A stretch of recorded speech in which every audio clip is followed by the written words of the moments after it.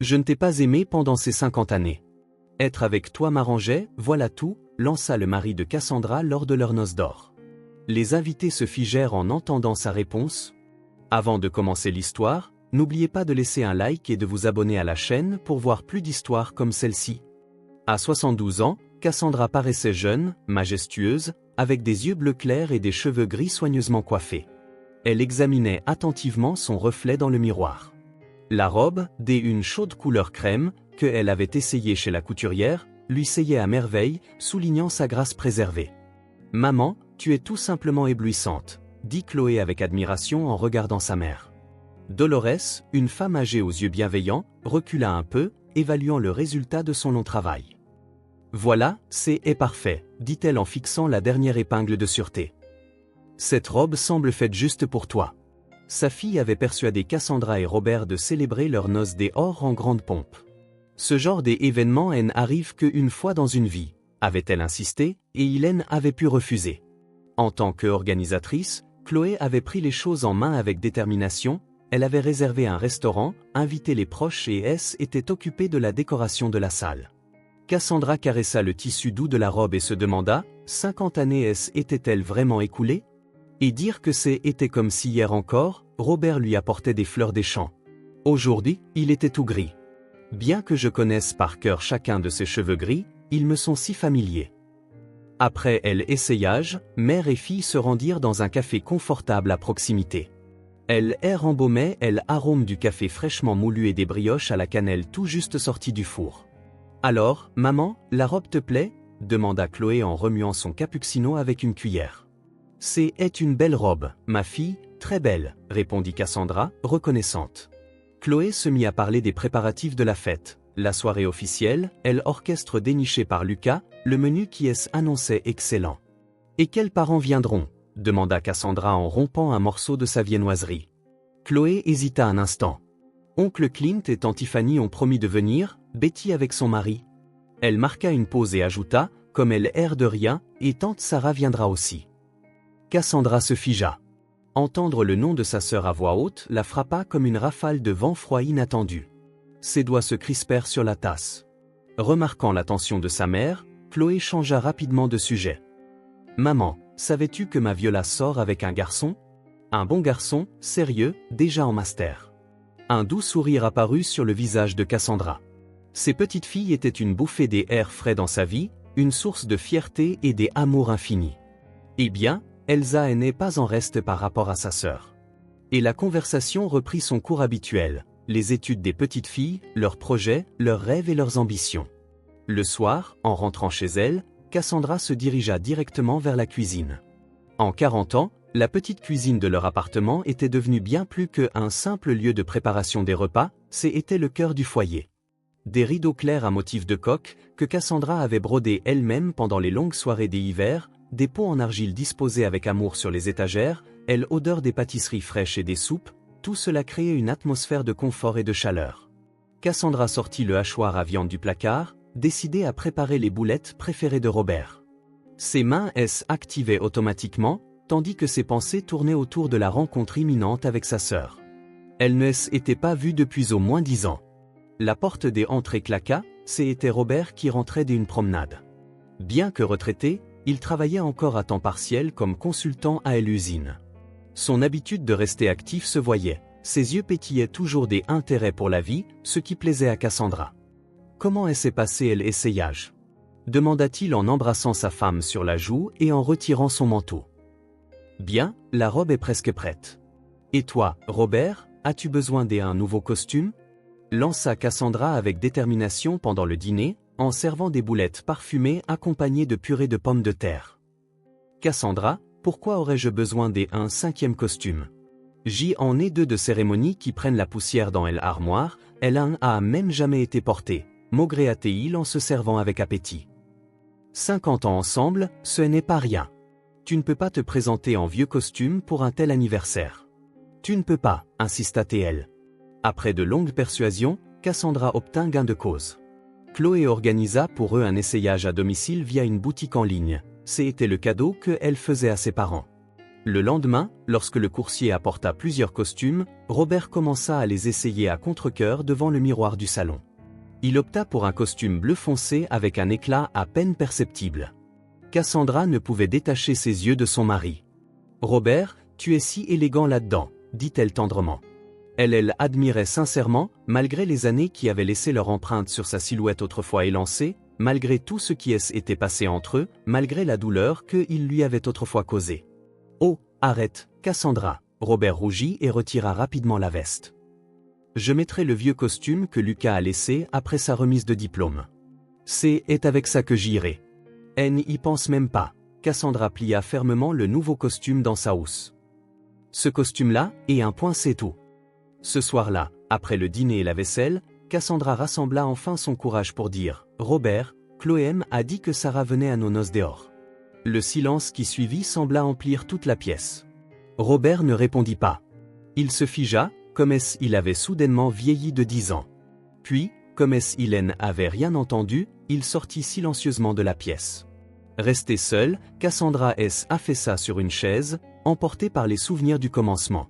Elle était en 3e, et lui, en 2e, venait d'emménager dans leur ville avec ses parents.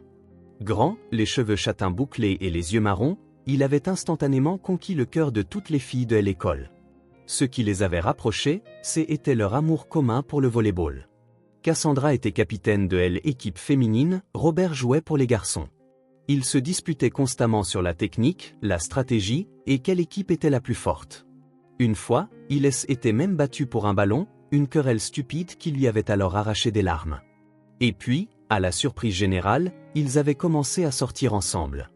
L'école bruissait de rumeurs, oh, les fiancés. Les souvenirs de sa jeunesse firent naître un sourire mélancolique sur le visage de Cassandra. Comme c'était loin, à l'époque, la vie semblait devoir être pleine de bonheur, légère et insouciante. Mais elle était avérée bien différente. On sonna à la porte, la tirant de ses pensées. Elle se précipita pour ouvrir et fut immédiatement happée dans les bras de ses petites filles jumelles. « Mamie, on vient dormir chez toi !» crièrent les filles depuis le seuil, entrant en trombe dans l'appartement avec leur sac à dos.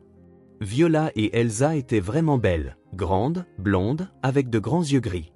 L'une était le portrait craché de Chloé, et l'autre ressemblait davantage à son père. Leur arrivée emplit instantanément l'appartement de vie et un joyeux vacarme. Tandis que Robert discutait avec les filles dans le salon, visiblement ranimées par leur présence, Cassandra affairait dans la cuisine, préparant leurs crêpes préférées au fromage blanc sucré. « Mamie, c'est vrai que tu t'es acheté une robe de mariée ? Allez, montre-nous !»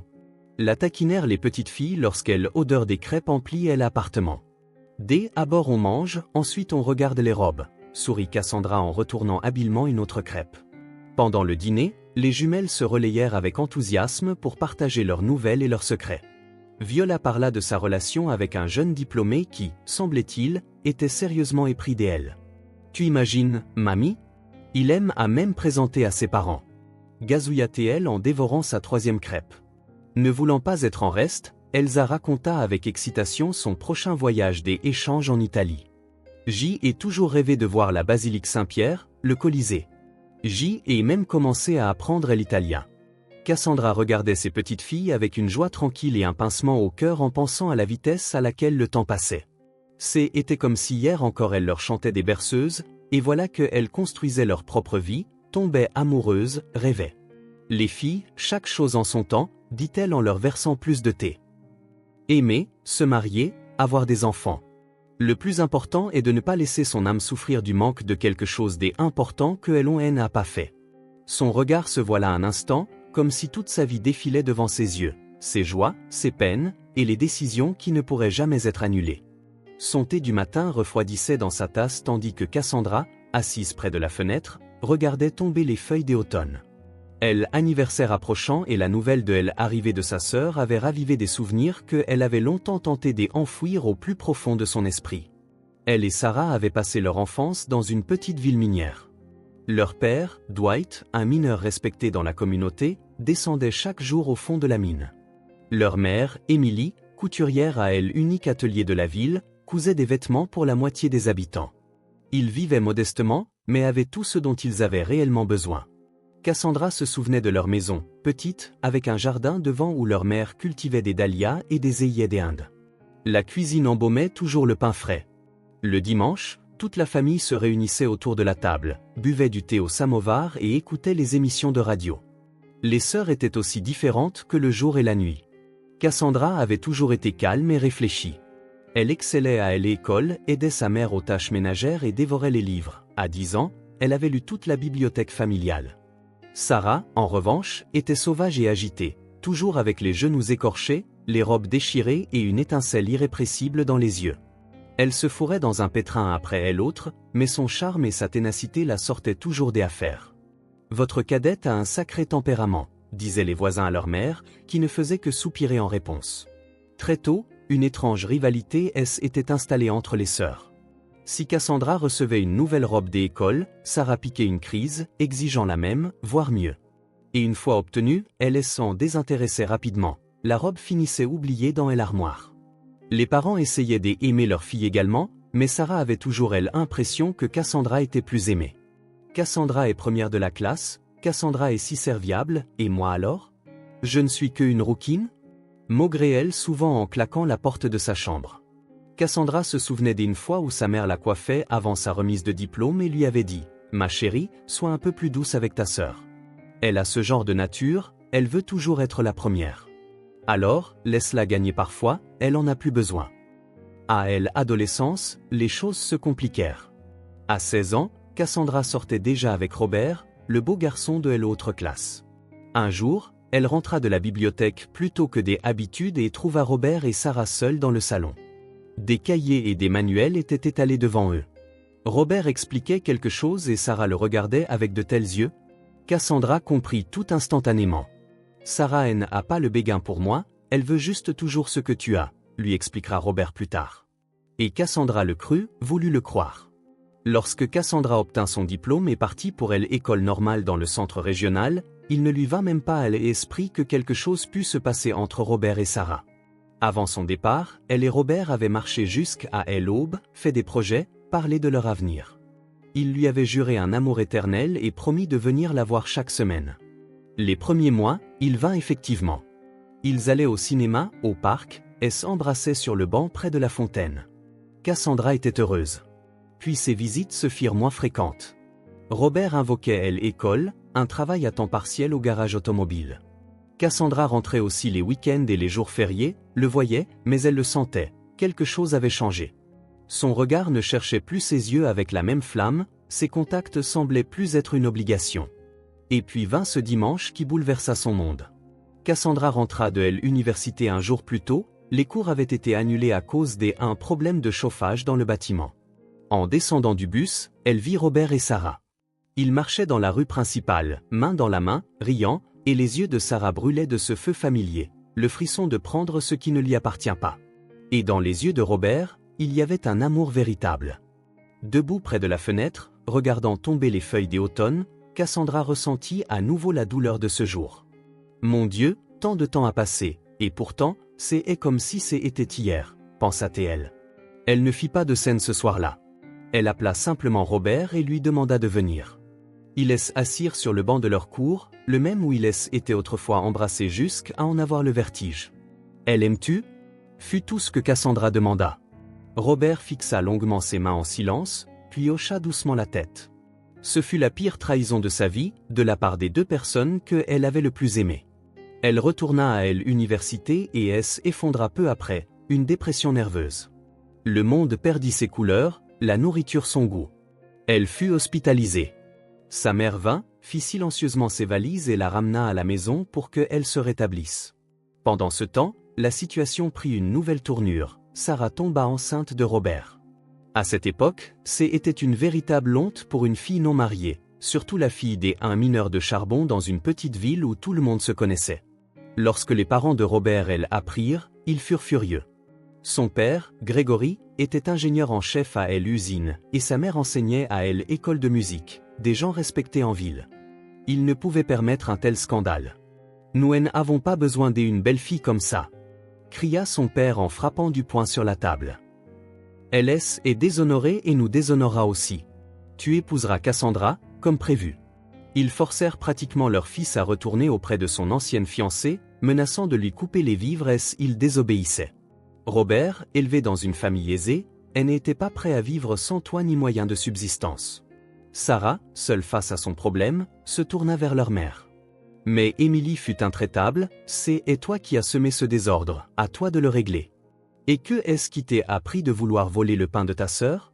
Finalement, Sarah décida d'avorter. Cassandra ne apprit que bien plus tard. Après l'intervention, Sarah souffrit de complications et les médecins lui annoncèrent qu'elle ne pourrait plus jamais avoir des enfants. Dès qu'elle eut terminé ses études secondaires, Sarah quitta la ville, comme pour fuir son passé.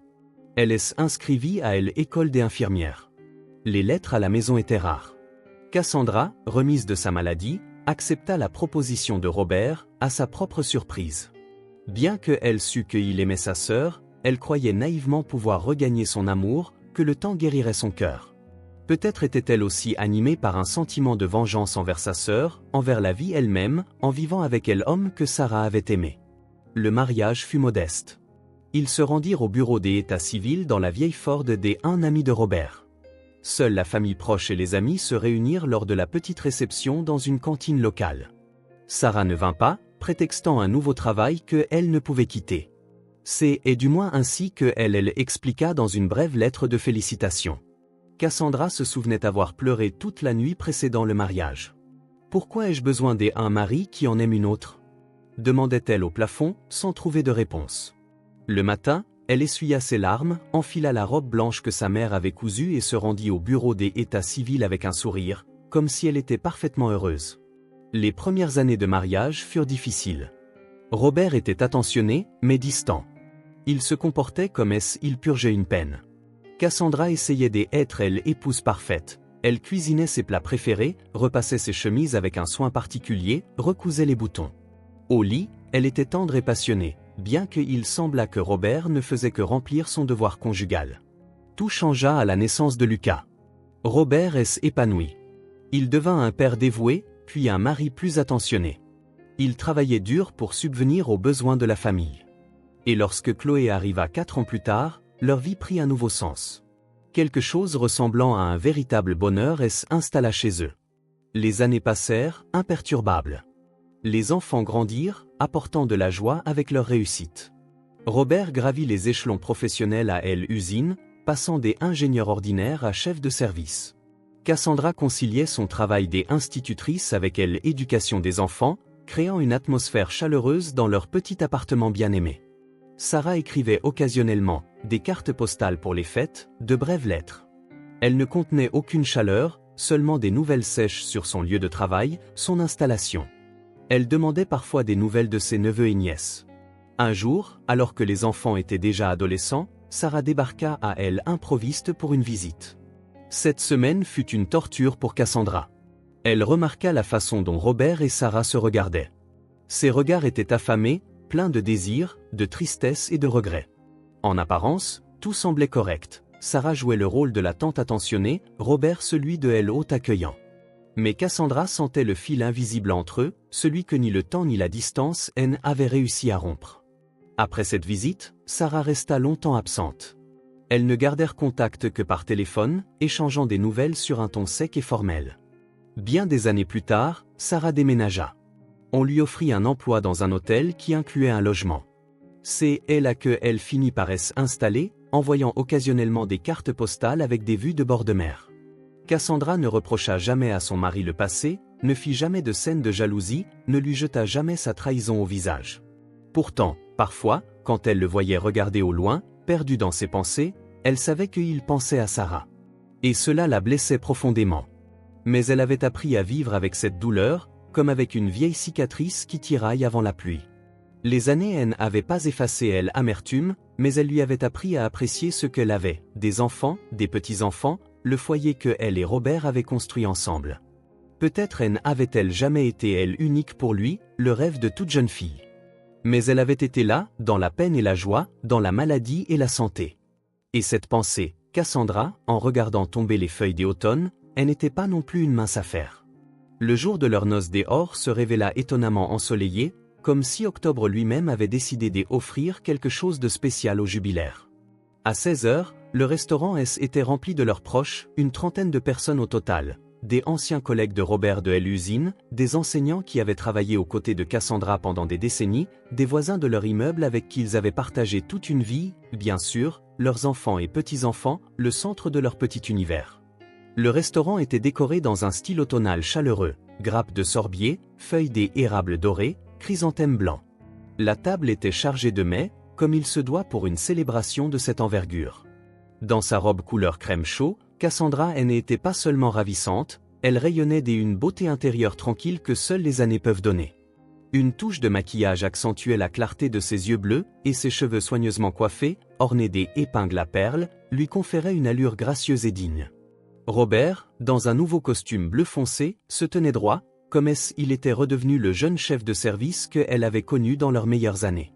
Les invités ne tarissaient pas des éloges. Quel beau couple, comme ils avaient bien vieilli, quels merveilleux enfants et petits-enfants ils avaient. Elle, animateur, un jeune homme à la voix de velours et aux yeux vifs, menait habilement le programme. Assise à la table des honneurs à côté de son mari, Cassandra contemplait les invités et réfléchissait à la fugacité du temps. Il lui semblait que hier encore, ils célébraient leur noces des argent, alors que leurs enfants n'étaient encore que des adolescents. Et maintenant, c'était leur noce d'or, et les petites filles jumelles étaient presque aussi grandes que Lucas et Chloé, elles avaient été alors. La fête battait son plein, les toasts se succédaient, les invités participaient à des jeux. Sur une petite scène, des artistes de la philharmonie locale se produisaient. Chloé avait fait un travail formidable, organisant tout dans les moindres détails. Lucas, sans compter, avait engagé les meilleurs musiciens de la ville. Un quatuor à cordes emplissait la salle des mélodies de la jeunesse de Cassandra et Robert. Puis, au milieu de la fête, la porte s'ouvrit et Sarah entra. Malgré ses 70 ans, elle restait une femme remarquable. Une robe turquoise vif mettait en valeur le bronzage qu'elle avait acquis sous les cieux du sud. Un maquillage habile adoucissait ses rides, des bijoux en argent audacieux attiraient le regard. « Désolée, je suis en retard, le vol a été retardé », dit-elle depuis le seuil, balayant la pièce du regard. Après un salut général, Sarah se dirigea droit vers le couple. Cassandra sentit l'homme à côté d'elle se tendre. Les épaules de Robert se raidirent et son visage prit cette expression fermée, gardée, qui apparaissait dans les moments de profonde agitation émotionnelle. « Mes chers tourtereaux, félicitations pour cette étape impressionnante », dit Sarah en embrassant sa sœur sur la joue. Et puis Robert. Sarah sentait le parfum cher, celui qu'on ne pouvait certainement pas acheter dans leur ville. Elle a toujours aimé se démarquer, pensa Cassandra. La soirée se poursuivit. Sarah assit à table, discuta avec ses neveux et admira ses petites filles jumelles, devenues grandes, avec un plaisir visible. Le bruit, la musique et les rires se fondirent en un seul bourdonnement qui repoussait les pensées troublantes. Vint le moment de la traditionnelle danse des anniversaires. La valse de Mendelssohn commença à jouer, la même sur laquelle ils avaient dansé à leur propre mariage, dans la minuscule salle du centre culturel du district. Cassandra et Robert avancèrent au milieu de la salle et commencèrent à tournoyer dans une danse lente. « Je ne t'ai pas aimé ces 50 dernières années », murmura soudain Robert à son oreille. Cassandra se figea, comme pétrifiée, mais continua à se mouvoir mécaniquement au rythme de la musique. « Que dis-tu » murmura-t-elle. « Que est-ce qui te prend ? Tu boudes ou quoi » demanda-t-il nonchalamment. « J'y ai été avec toi la plupart du temps, n'est-ce pas ?» Ces mots la frappèrent comme de l'eau glacée en hiver, lui coupant le souffle. « Est-ce normal pour lui ?» pensa-t-elle. « Toute ma vie, je ne l'ai jamais vraiment cerné. Je pensais tout savoir de lui, comme ma poche, mais de toute évidence, ce n'était pas le cas. » Elle fixait en silence l'homme à qui elle avait donné 50 ans de sa vie. Des images des années passées défilèrent devant ses yeux. Comment elle avait lavé ses chemises dans l'eau glacée quand la machine à laver était en panne, comment elle était restée éveillée la nuit avec les enfants pour qu'ils puissent dormir avant une réunion importante, comment elle avait sacrifié ses projets et ses désirs justes pour lui faciliter la vie. « Je lui ai donné les meilleures années de ma vie », réalisa-t-elle avec une clarté terrifiante. « Tout de moi-même. » Ils terminèrent la danse. Les invités applaudirent. Un des anciens collègues de Robert cria « Embrassez-vous ». Des autres se joignirent à lui et bientôt toute la salle scanda le mot, réclamant le traditionnel baiser des anniversaires. Cassandra et Robert n'eurent des autres choix que de s'embrasser. À cet instant, quelque chose se brisa en elle, comme une corde tendue de plus en plus fort pendant des années et qui avait finalement lâché. Elle réalisa qu'elle ne pouvait plus rester silencieuse. Elle, animateur, tendit le micro au couple jubilaire. Robert le prit en premier et fit un discours de routine, quelque chose sur les années heureuses et les bons enfants élevés dans leur famille. Il fut bref, comme toujours. Puis Cassandra prit le micro. Elle commença calmement, presque détachée, comme si elle racontait l'histoire de quelqu'un des autres. Elle parla de sa rencontre avec Robert, de la façon dont elle le présenta à Sarah, de son départ pour ses études et de la manière dont elle apprit plus tard leur liaison. Sa voix était stable, ne tremblant que occasionnellement lors des souvenirs particulièrement douloureux. J ai toujours su que Robert aime Sarah, dit Cassandra en regardant directement sa sœur. Les regards échangés dans la salle étaient stupéfaits. Chloé et Lucas semblaient choqués, ils n'avaient jamais entendu cette histoire, leurs parents leur ayant toujours paru l'incarnation un amour tranquille et retenu. Je ne vais pas entrer dans tous les détails maintenant, continua Cassandra, mais nous trois connaissons la vérité. Robert, je te suis reconnaissante pour ces années, pour nos enfants, pour ton respect et tes soins. Tu aimes à donner la chance de devenir une mère, une femme. Mais J ai toujours su que tu aimais ma sœur. Un silence de mort régnait dans la salle. On aurait pu entendre une mouche voler près de la fenêtre. Sarah fixait le sol, triturant nerveusement une serviette. Robert avait l'air d'avoir reçu un coup de poing dans l'estomac, confus, le visage pâle et marbré de plaques rouges. J ai vécu ma vie avec l'homme que j'aimais, poursuivit Cassandra, sa voix désormais ferme. Et même si cet amour n'était pas pleinement réciproque, je suis reconnaissante au destin pour tout le bien qui a existé dans notre famille. Elle continua à parler un moment de l'importance de la famille, de la préciosité des enfants et des petits-enfants, de la difficulté de préserver une relation. Elle n'accusait ni ne reprochait, elle énonçait simplement des faits, comme quelqu'un qui avait fait son choix les yeux ouverts et en avait accepté les conséquences. À chaque mot, ses épaules se redressaient, comme si le fardeau qu'elle avait porté pendant tant d'années commençait enfin à s'alléger. Ce n'était pas de l'amertume qui se déversait, c'était une libération, comme avouer une longue maladie cachée, non pas pour être jugée, mais pour trouver le soulagement et la possibilité de guérir. Après son discours, un silence gêné plana dans la salle. Personne ne savait comment réagir. L'animateur, se reprenant rapidement avec un professionnalisme consommé, lança la musique. Les invités commencèrent lentement à se lever et à danser, mais dans leur conversation et leur regard persistait le choc de ce qu'ils avaient entendu. Cassandra sortit prendre l'air. Près du restaurant se trouvait un petit parc avec des bancs. Elle s'assit sur l'un d'eux, regardant les feuilles tomber. L'air était vif, avec un léger parfum de feuillage mort et la promesse d'une pluie imminente. Chloé la rejoignit. La fille s'assit à côté d'elle et prit la main de sa mère. Des larmes montèrent à ses yeux. « Maman, est-ce vrai? Papa a aimé tante Sarah pendant tout ce temps ?» demanda Chloé d'une voix tremblante. Cassandra hocha la tête. Il ne servait à rien de nier l'évidence. Mais cela ne veut pas dire qu'il ne vous aimait pas, toi et Lucas, ou qu'il ne prenait pas soin de moi, dit-elle doucement. C'est juste, le premier amour, c'est spécial. Et toi? La voix de Chloé trahissait sa douleur pour sa mère. Elle a-tu aimé pendant tout ce temps, sachant qu'il en aimait une autre?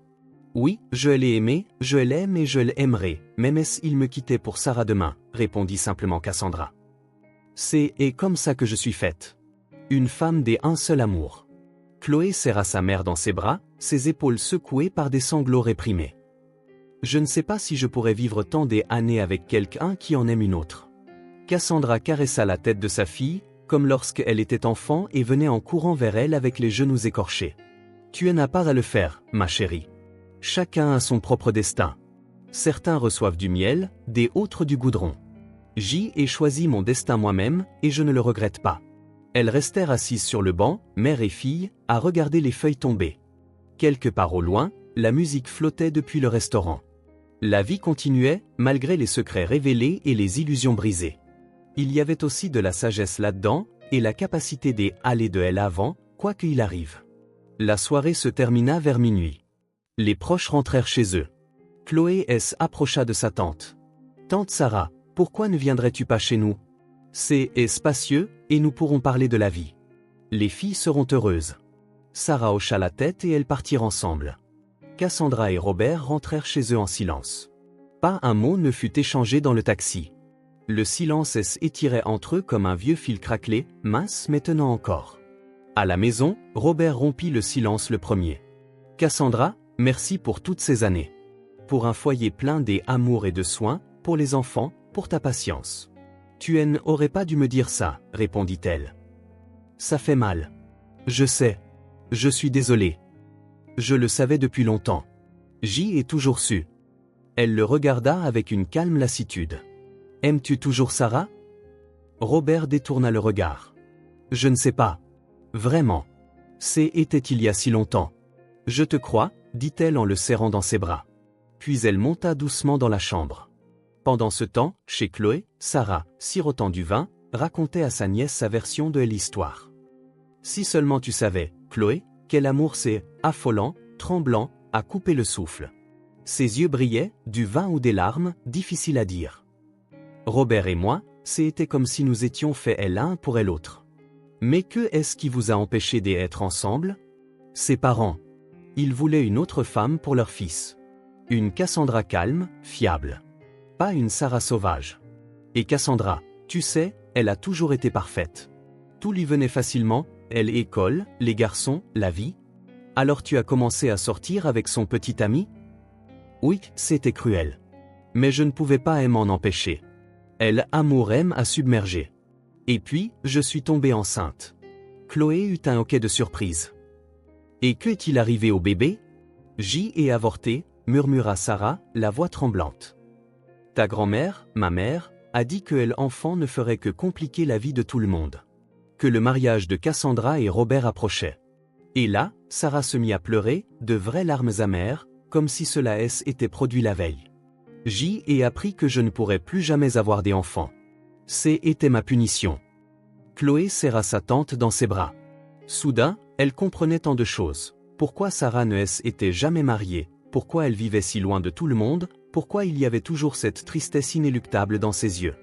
Robert a choisi ta mère, continua Sarah en essuyant ses larmes. Peut-être à cause de ses parents, peut-être par sens du devoir. Je ne sais pas. Mais je n'ai pas pu l'accepter pendant longtemps. Je comparais chaque homme à lui, et ils perdaient tous. Chloé étudia le visage de sa tante. Il était inhabituellement pâle, ses traits tirés, ses yeux fatigués, éteints. Tante Sarah, demanda-t-elle avec une inquiétude croissante, tu n'es pas venue juste pour les noces dehors, n'est-ce pas? Sarah soupira et murmura à peine, j'ai un cancer, Chloé. Stade 3. Ils ont déjà commencé la chimiothérapie, mais les médecins ne donnent aucune garantie. J'y ai pensé, peut-être que nous ne nous reverrions plus. Il fallait que je mette carte sur table. Cette nouvelle frappa Chloé plus que l'histoire de son père. C'était comme si le sol était dérobé sous ses pieds. Mais ne le dis pas à maman, demanda Sarah. Elle porte déjà tellement de douleur dans son cœur. Le matin, Cassandra se réveilla et ne trouva pas Robert à côté d'elle. Elle le trouva dans le salon. Il était assis avec un album photo sur les genoux, regardant de vieilles photos. Son regard s'attardait particulièrement sur une photo où ils étaient tous les trois ensemble, jeunes, heureux, ignorant encore comment leur destin s'entremêlerait. « Cassandra, tu te souviens de ce jour ?» demanda-t-il doucement en montrant la photo jaunie. Dessus, elle et Sarah étaient assises sur un banc dans le parc, et Robert se tenait derrière, posant ses mains sur les épaules des deux sœurs. « Comment pourrais-je oublier ?» répondit Cassandra en s'asseyant à côté de lui. « C'était la seule fois où tu nous as emmenés au manège. J'y avais même défait ma tresse, je voulais frimer, mais le vent a tout décoiffé. » Ils restèrent silencieux, tournant les pages du passé. Derrière chaque photo, une histoire, une douleur, une joie. Tant des années ont passé, et pourtant, c'est comme si c'était hier, soupira Robert. La vieillesse, c'est comme un fleuve impétueux. On n'a même pas le temps de regarder en arrière que la vie est déjà derrière nous. À ce moment, le téléphone sonna. C'était Chloé qui appelait. « Maman ?» Sa voix semblait inquiète. « Tante Sarah, elle est gravement malade. » Cassandra serra plus fort le combiné. « Que est-ce qui ne va pas avec elle ?»« Un cancer, maman. Du pancréas. Elle est venue dire au revoir. » La poitrine de Cassandra se serra. Tant des années, elle avait nourri du ressentiment envers sa sœur. Et maintenant, ce ressentiment semblait si mesquin, si insignifiant face à une véritable épreuve. « Amène-la ici, dit-elle fermement. Que elle reste avec nous. » Robert, entendant le changement dans la voix de sa femme, la regarda d'un air interrogateur. « Sarah est malade. Un cancer, dit Cassandra. Le visage de son mari pâlit. Une douleur fulgura dans ses yeux. Que elle vienne, hocha-t-il. Il y a assez de place. 1 heure plus tard, Chloé amena Sarah. Cassandra, voyant sa sœur à la porte, retint à peine ses larmes. Sarah semblait avoir vieilli du jour au lendemain, douloureusement pâle, le visage émacié. C'était comme si tout ce qu'elle avait essayé de cacher pendant des années était soudainement remonté à la surface. « Entre, ma sœur, dit Cassandra en la serrant dans ses bras. Maintenant, tout sera différent. » Sarah entra dans la pièce et s'affaissa dans un fauteuil. Robert se figea sur le seuil, ne sachant que faire. « Ne reste pas planté là comme une statue, Robert, dit Cassandra fermement, de manière inattendue. Apporte-nous du thé. Sarah et moi devons parler. » Quand Robert alla à la cuisine, les sœurs restèrent seules. Pour la première fois depuis de nombreuses années, seules. « Pourquoi ne l'as-tu pas dit tout de suite ?» demanda Cassandra. « Pourquoi es-tu venue en gardant le silence sur ta maladie ?» Sarah la regarda longuement. « J'y avais peur, que tu n'acceptes pas. Que tu dises, bien fait pour toi, semeur de troubles. »« Tu es idiote, soupira Cassandra. Nous sommes déjà si vieilles, et pourtant encore comme des petites filles. Pardonne-moi, Cassandra, dit soudain Sarah, la voix tremblante. Pardonne-moi pour tout. Pour Robert. Pour notre jeunesse brisée.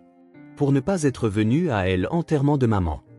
Cassandra prit la main de sa sœur dans la sienne, mince, aux veines saillantes. Je t'ai pardonné depuis longtemps, répondit-elle doucement. Ta vie n'a pas été facile. Pas de mari, pas d'enfants. Tu as payé ta dette. Sarah se mit à pleurer en silence, comme le font les personnes âgées qui ont déjà presque tout vécu. Cassandra lui caressa les cheveux grisonnants. Pleure, ma sœur. Ça ira mieux. Le soir, après le dîner, Cassandra prépara le canapé du salon pour Sarah. Robert apporta silencieusement des oreillers et une couverture. Lorsqu'ils furent seuls avec Cassandra dans la chambre, elle dit « Nous devons parler. Tous les trois. Demain. Il est temps de dire à voix haute ce sur quoi nous nous sommes tus pendant 50 ans. » Robert hocha la tête. « Tu as raison. Assez de secrets. » Le lendemain, lorsque Chloé emmena les enfants, laissant les parents et la tante seuls, la conversation eut lieu. Pour la première fois en un demi-siècle, ils étaient tous les trois assis ensemble à table, non plus de jeunes amants empêtrés dans leurs sentiments, mais des personnes âgées qui avaient parcouru un long chemin, plein d'erreurs, de douleurs, et pourtant, des amours. Robert regarda les deux femmes. Il parla calmement, mais ses yeux étaient humides. « Je dois dire, je vous ai aimées toutes les deux. Différemment, mais je vous ai aimées. Cassandra, calmement, fiablement. Sarah, passionnément, aveuglément. J'y étais confus à l'époque. J'y étais jeune, stupide.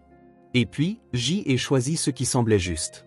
Et je ne l'ai pas regretté. » Sarah, demanda-t-elle en le regardant droit dans les yeux. Robert resta silencieux un long moment, puis leva les yeux. « Non. Cassandra a été une bonne épouse pour moi. Elle aime à donner une famille, des enfants, un foyer. Notre vie a été dure, mais c'était la nôtre. C'est plus que la passion juvénile. C'est réel. » Sarah baissa la tête. « Je t'ai aimé aussi, Robert. Je n'ai jamais épousé personne d'autre. Toute ma vie, pensant toujours, il revenait. »« Pardonne-moi, dit Robert doucement. J'y aurais dû être plus fort, plus décidé à l'époque. Ne pas laisser mes parents me briser. Mais j'y avais peur. Tu es un idiot, Robert, dit soudain Cassandra avec une chaleur inattendue. Il n'y a rien à te pardonner. Tu as été un bon mari, un bon père. Et que tu aies porté quelqu'un des autres dans ton cœur, chacun a ses propres recoins secrets dans son âme. 3 personnes âgées étaient assises à table, et le temps sembla s'arrêter pour elles. Tous les mots non dits, les silences qui avaient empoisonné leur vie pendant de nombreuses années, sortirent enfin. Et il devint plus facile de respirer. Sarah resta vivre avec sa sœur et son beau-frère. Une nouvelle vie commença, remplie de nouveaux soucis. Cassandra, qui était occupée de la famille toute sa vie, soignait maintenant sa sœur malade avec le même dévouement. Elle se levait plus tôt que des habitudes, préparait des infusions des herbes selon les recettes de grand-mère, celles-là même transmises de génération en génération, millepertuis pour la tristesse, sauge pour la force, camomille pour l'apaisement. De nouveaux bocaux des herbes et des boîtes de médicaments apparurent dans la petite cuisine. Cassandra cuisinait des soupes légères que Sarah pouvait manger même les mauvais jours, quand la nausée ne la lâchait pas. Elle râpait finement carottes et pommes, faisait des jus de fruits frais. « Bois, ma sœur, disait-elle en plaçant une autre tasse des infusions devant Sarah. Tu as besoin de force. Sarah buvait docilement, grimaçant à cause de l'amertume, mais sans se plaindre. Robert avait changé aussi. Soudain, il devint plus attentif à Cassandra, offrant son aide avant même que Hélène ait eu le temps de demander. Il aidait non par devoir, mais avec le cœur. C'était comme il la voyait différemment, non plus seulement comme la mère de ses enfants et la maîtresse de maison, mais comme une femme au grand cœur, une femme qui leur avait pardonné à tous les deux, à lui et à leur sœur. Le soir, ils s'asseyaient tous les trois ensemble dans la petite cuisine, buvant du thé et se remémorant le passé. Non pas les moments douloureux qui étaient produits au carrefour de leur destin, mais les moments chaleureux partagés autrefois, l'enfance dans la ville minière, les farces à l'école, les premiers bals au club. Tu te souviens quand on a volé des cerises dans l'arbre de la tante? Rit Sarah, et son visage tiré éclaira un instant. Elle nous a fouettés avec des orties, je me souviens bien sûr, intervint Cassandra. J'y ai eu des plaques rouges sur les jambes pendant toute une semaine après ça. Robert regardait avec surprise ces deux femmes âgées qui, jusqu'à récemment, s'étaient senties si éloignées l'une de l'autre, redevenir comme des sœurs proches. Comme si 50 ans de ressentiment, des incompréhensions et de jalousie n'avaient jamais existé. Chloé venait presque tous les jours, amenant les jumelles. Au début, les filles étaient timides avec cette tante Sarah inconnue, mais peu à peu, elles s'habituèrent à elle, lui apportant des livres et lui racontant leurs affaires universitaires. Malgré sa faiblesse, Sarah trouvait toujours la force d'écouter et de donner des conseils. Un soir, alors que la maison était calmée, Sarah appela sa sœur dans la chambre. Cassandra entra et vit sa sœur assise sur le bord du lit, tenant une petite boîte en bouleau de Carélie. « Assieds-toi, dit Sarah en tapotant la place à côté d'elle. Elle sortit une petite boîte recouverte de velours délavé. « Prends-la, ma sœur. Elle te revient de droit, dit-elle en tendant la boîte à Cassandra. Cassandra elle ouvrit et eut un hoquet de surprise. À l'intérieur se trouvaient des boucles des oreilles en ambre, celles-là même qui avaient été autrefois la pomme de discorde entre les sœurs, lorsque leurs parents les avaient données à Sarah au lieu de Cassandra. Simples mais incroyablement belles, en ambre doré transparent serti d'argent. Elles ont toujours été à toi, murmura Sarah. Je les ai juste gardées en sécurité pour toi pendant toutes ces années. Cassandra ne put retenir ses larmes. Elle étreignit sa sœur, si mince que les os se sentaient nettement sous le tissu de sa blouse. Un mois passa. Sarah reprit un peu de force. De nouveaux médicaments aidèrent, et les soins à domicile firent leur part. Elle réussit même à sortir quelquefois, s'asseyant sur un banc, le visage tourné vers le soleil d'automne. Mais il était temps de partir. Elle avait un contrôle prévu au centre de cancérologie et des traitements planifiés. « Je viendrai te voir dès que tu seras installée, dit Cassandra en aidant sa sœur à faire ses valises. Je t'aiderai avec les formalités médicales, pour le quota. Sarah hocha la tête. Viens quand tu veux, il y a assez de place. Mon appartement est petit mais confortable et près de la mer. Tu pourras te promener le long de la promenade et reprendre des forces. À la surprise de Cassandra, Robert se proposa pour emmener Sarah à la gare lui-même. Je ferai vite aller-retour, dit-il en aidant Sarah à rassembler ses affaires. Quand il rentra à la maison, il tenait un modeste bouquet de fleurs des champs, des marguerites, des bleuets et des campanules, exactement comme celles qu'il offrait à Cassandra dans leur jeunesse. Celles-ci sont pour toi, dit-il timidement en tendant le bouquet à sa femme. Je ne t'ai pas offert de fleurs depuis longtemps. Cassandra accepta le bouquet et le plaça dans un vase. Merci, Robert. Elles sont magnifiques. Ce soir-là, ils s'assirent sur le balcon, regardant le coucher de soleil. Robert prit la main de sa femme, non par habitude, mais par un désir sincère. Tu sais, Cassandra, dit-il, pensif, toute ma vie, j'y ai pensé avoir manqué quelque chose d'important quand je t'ai choisi toi au lieu de Sarah. Mais maintenant, je réalise que j'y ai gagné bien plus que ce que j'y ai perdu. Cassandra sourit doucement. Ne rouvre pas de vieilles blessures, Robert. Nous avons vécu une belle vie. Différente, compliquée, mais la nôtre. Regrettes-tu parfois? Demanda soudain Robert, d'avoir vécu avec quelqu'un qui ne pouvait pas t'aimer de tout son cœur? Cassandra contempla longuement le soleil couchant. Non, Robert. Je ne regrette pas. Chacun aime du mieux qu'il peut. Peut-être que le véritable amour n'est pas dans la passion, mais dans le fait de vivre côte à côte, chaque jour. Robert serra plus fort sa main.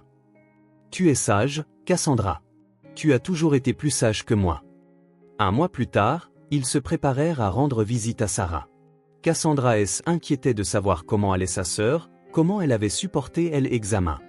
Les appels téléphoniques étaient brefs, Sarah n'aimait pas se plaindre. La mère les accueillit avec une douce brise. Sarah attendait sur le quai, émaciée, mais avec une certaine lumière intérieure dans les yeux. Les médecins disent qu'il y a de l'espoir, dit-elle en serrant sa sœur dans ses bras. La nouvelle méthode est expérimentale, nous allons essayer. Ils passèrent 2 semaines dans un petit appartement avec vue sur la mer. Cassandra cuisinait, Robert réparait un robinet qui fuyait et des chaises bancales. Sarah les emmenait sur la promenade, leur montrant ses endroits préférés. Un jour, assis sur un banc au bord de l'eau, les 3 personnes âgées, 2 sœurs et l'homme qui avaient lié leur destin, éclatèrent de rire en même temps. « Mon Dieu !» dit Sarah en essuyant des larmes de rire, comme nous étions idiots dans notre jeunesse. Drame, passion, rancune. Et maintenant, nous voilà, 3 vieux, et tout semble si petit, si futile. Ne dis pas ça, acquiesça Cassandra. La vie est passée, et ce n'est que maintenant que nous avons parlé honnêtement. Mais au moins, nous l'avons fait, dit Robert doucement, regardant les vagues déferler. Tant de gens meurent sans jamais dire ce qui compte vraiment à leurs proches. Ils restèrent assis en silence, écoutant le bruit du ressac, regardant la mer scintiller sous les rayons du soleil couchant. 3 personnes liées par un passé et un présent commun, réconciliées avec le destin, et l'une avec l'autre.